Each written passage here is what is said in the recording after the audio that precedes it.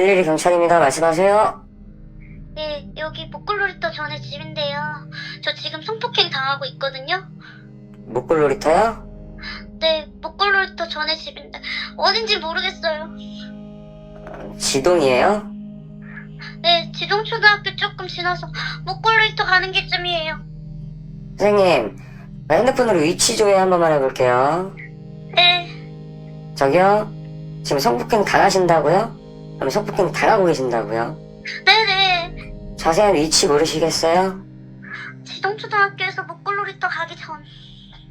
지동초등학교에서 목골놀이터 가기 전이요.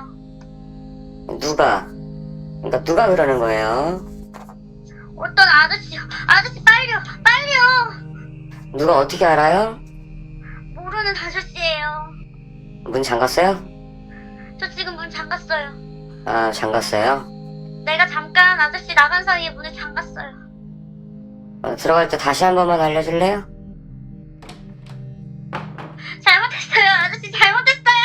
여보세요?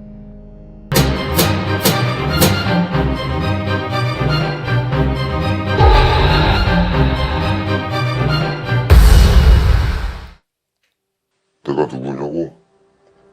이런 것까지 알려줘야 돼? 나 몰라? 그래. 난 중국 내 몽골자치구에서 성광천에서 태어났어. 2007년 한국에 입국해서 4년 동안 왕노동을 했지. 한국에 있을 때는 제주도 그리고 거주도 쪽에 주로 있었어. 그리고 2010년 10월부터 여기 경기도 수원에 올라왔지. 사건은 2012년 4월 1일 저녁에 발생했습니다. 휴대전화 부품 공장에 다니던 피해자는 퇴근 후 수원시 팔달구 지동초등학교를 지나 목골 놀이터를 향하는 도로를 걷고 있었습니다. 그날따라 희미한 가로등 불빛 사이로 어둠이 짙게 그리워져 서둘러 집으로 향하고 있었습니다. 그래, 그날 기억나지?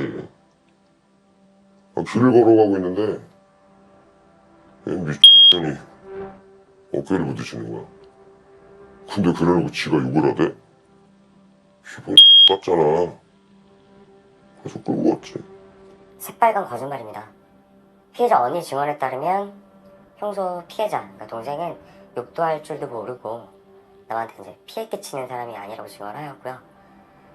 범인이 매주 일요일 오후 10시쯤 집 앞을 걸어가는 동생을 지켜봤다고 계획적으로 병행했을 가능성이 높다고 주장했습니다.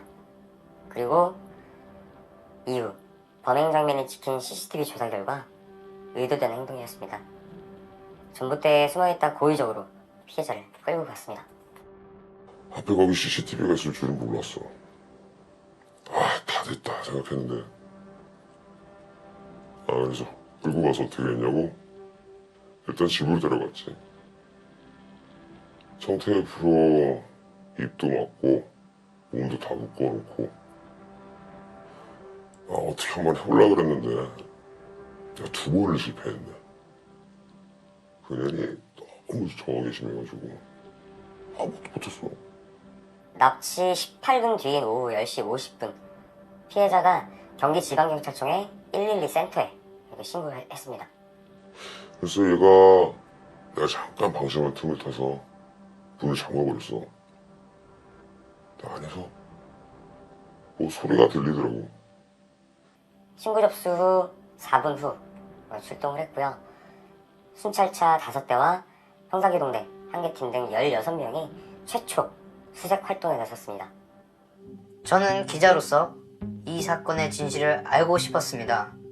그렇게 조사 중 다수의 이상한 점을 발견했습니다. 계속했어. 계속. 돈 줄 테니까 한 번 하자고. 근데도 한 번을 안 주네. 살려보니 걔는 안 되겠다 생각했지. 그래서 스패너로 머리를 쳐서 기절시키고 그리고 목 졸라 죽였어. 일단 신고 접수부터 문제였습니다.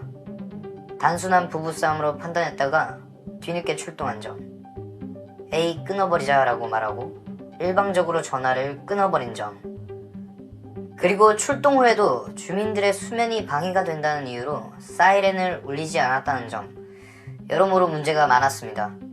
하지만 더욱 화나는 건 경찰의 대응을 숨기려고 은폐하려는 점입니다. 2012년 당시에는 저희 경찰 단독으로 휴대폰 위치 추적이 불가능했었습니다. 가족 동의하에 소방서로부터 위치를 얻어낼 수 있었는데 그 시간이 2시간이 지났을 때 추적할 수 있었습니다. 그런데 문제는 전달이 제대로 되지 않았던 거죠.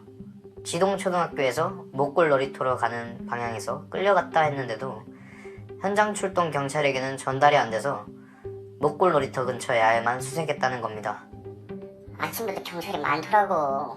그래서 어제 이 집에서 부부싸움 하는 것 같은데 라고 말을 전해줬어. 주민의 이야기를 토대로 그 집에 들어가 봤습니다. 현장은 참혹했습니다.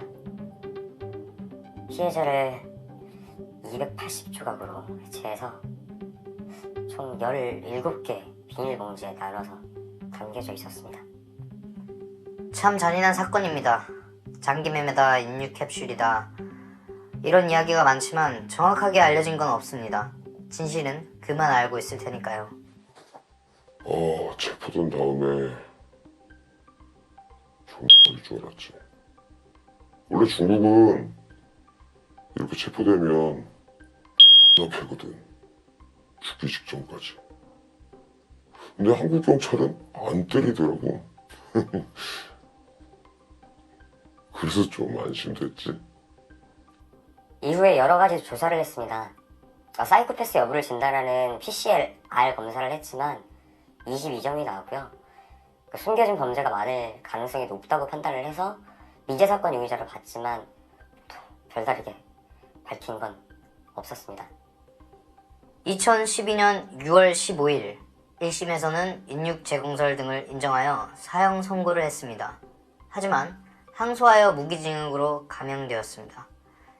이유는 사형 판결의 원인이 된 인육재공설이 항소심에선 증거불충분으로 인정되지 않았기 때문입니다. 유가족들은 당연히 사형일 거라 생각했는데 이 판결에 충격을 받고 이 나라가 너무 싫다, 다시 트라우마가 찾아왔다며 오열했습니다.